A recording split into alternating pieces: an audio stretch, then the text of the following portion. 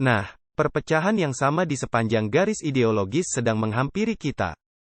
Sekarang, kabar buruknya adalah bahwa sebelum Yesus datang lagi, akan ada masa kesusahan yang belum pernah terjadi sebelumnya, Daniel 12 ayat 1 dan 2. Kabar buruknya adalah akan ada penganiayaan terhadap orang-orang kudus Allah sebelum Yesus datang lagi, kita tidak bisa mengubah itu. Jadi, kita tidak bisa memilih untuk menjadi pengamat dalam pertempuran ini. Tetapi ketika Tuhan memanggil Yeremia ke dalam pelayanan kenabian, dia berkata, ya, pertempuran akan berlangsung sengit. Tetapi dia berkata 3 kali kepada Yeremia, tetapi aku akan menyertai engkau dalam pertempuran itu. Dan kita perlu mengingat bahwa ketika Yesus berkata, ketahuilah, aku menyertai kamu senantiasa sampai kepada akhir zaman. Itu berarti bahkan pada masa-masa kesusahan yang terakhir, masa-masa terakhir dari perpecahan ideologi. Kita memiliki kepastian bahwa Yesus Kristus, Panglima Bala Tentara Surga, bersama orang-orang kudusnya yang setia. Lalu, seperti apa gambaran perpecahan di akhir zaman itu? Nah, kita sudah tidak asing lagi dengan ayat-ayat dari kitab Wahyu ini. Maka marahlah naga itu, yaitu setan, kepada perempuan itu, yaitu gereja yang murni. Lalu pergi memerangi keturunannya yang lain, yang menuruti hukum-hukum Allah dan memiliki kesaksian Yesus. Seperti yang tertulis di belakang saya, di belakang gereja kita di sini. Jadi setan sedang berperang melawan anak-anak Allah yang setia, sampai akhir zaman. Jika Anda percaya bahwa hanya karena Anda seorang Kristen yang dilahirkan kembali, Anda entah bagaimana kebal terhadap serangan setan, pikirkan kembali. Anda adalah objek dari serangan iblis. Saya baru saja membaca pagi ini dalam kitab Ayub, di mana setan berjalan ke sana kemari di bumi seolah-olah itu adalah wilayah kekuasaannya. Dan Yesus berkata bahwa setan adalah penguasa dunia ini. Seperti yang mungkin Anda katakan, kekuatan globalis dunia kita pada akhirnya berada di bawah kendali setan. Mereka tidak memiliki kepentingan terbaik Anda, tetapi ketika iblis berjalan mondar-mandir di bumi, Tuhan berkata kepada iblis 2 kali. Dia mengatakan, saya tahu kamu berjalan mondar-mandir di atas bumi seolah-olah itu milikmu sendiri, tapi dia berkata, apakah engkau memperhatikan hambaku Ayub? 1 orang pria yang setia di planet bumi, 1 orang wanita yang setia, adalah teguran keras bagi iblis dan klaim kedaulatannya atas planet bumi. Dan orang tersebut bisa saja adalah Anda. Dan hidup Anda dan hidup saya seperti dimainkan di hadapan dunia yang sedang menonton.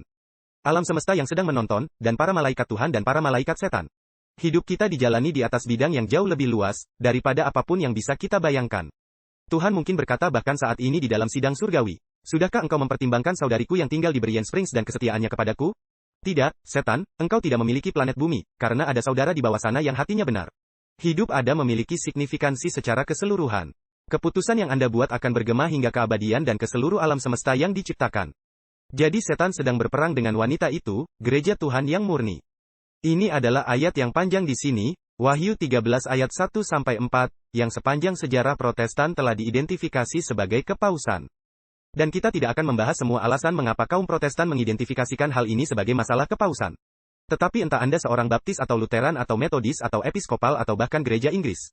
Anda akan menyadari, setidaknya secara teoritis, bahwa ayat-ayat ini merujuk pada kepausan yang menginjak-injak hati nurani. Dan seperti yang kita lihat di sini, ayat tersebut memberikan petunjuk bahwa seluruh dunia mengikuti binatang itu, di sana di bagian bawah. Kemudian dikatakan, mereka menyembah naga itu, dan kemudian mereka menyembah binatang itu. Jadi, respons bumi terhadap kekuatan-kekuatan jahat ini, ada setan dan kepausan yang bertindak di bawah ilham setan, adalah penyembahan palsu. Jadi kita memiliki petunjuk bahwa pertempuran terakhir tidak akan terjadi karena masalah rasial, tidak akan terjadi karena masalah kesadaran golongan.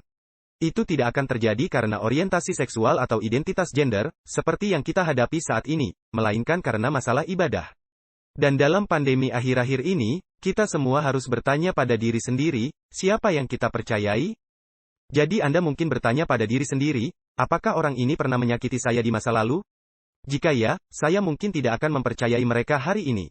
Apakah orang atau institusi ini pernah berbohong kepada saya di masa lalu? Jika ya, saya mungkin tidak akan mempercayai mereka hari ini. Apakah orang ini akan dipecat karena mengatakan hal lain selain apa yang mereka katakan saat ini? Jika ya, maka saya mungkin tidak akan mendengarkan mereka. Satu-satunya pribadi yang memenuhi semua ujian itu dengan cara yang positif, adalah Yesus Kristus. Dan oleh karena itu, untuk mengasihi kebenaran, yaitu untuk mengasihi Yesus Kristus sendiri sebagai kebenaran tentang Tuhan dan kebenaran Tuhan. Begitu penting bagi kita ketika kita memasuki hari-hari terakhir ini. Jadi kita memiliki di sini binatang pertama dari Wahyu 13, dan kemudian binatang kedua dari Wahyu 13.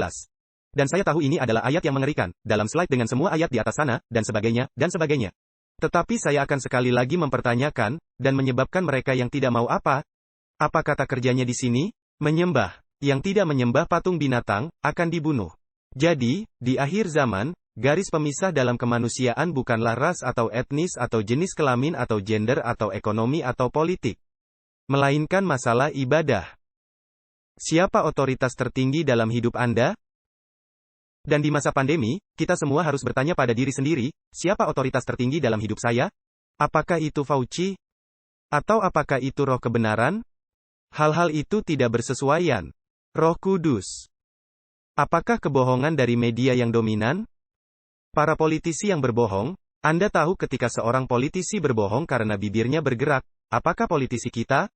Atau ketika Roh Kudus berbicara kepada saya melalui suara lembut tenang saat saya membaca kitab suci? Dan saya bertanya pada diri sendiri, Bapa Surgawi, apa yang Engkau ingin saya lakukan hari ini? Siapa yang akan kita dengarkan? Di masa pandemi, mereka yang tidak memiliki harapan akan kehidupan kekal, takut akan kemungkinan kehilangan kehidupan duniawi ini.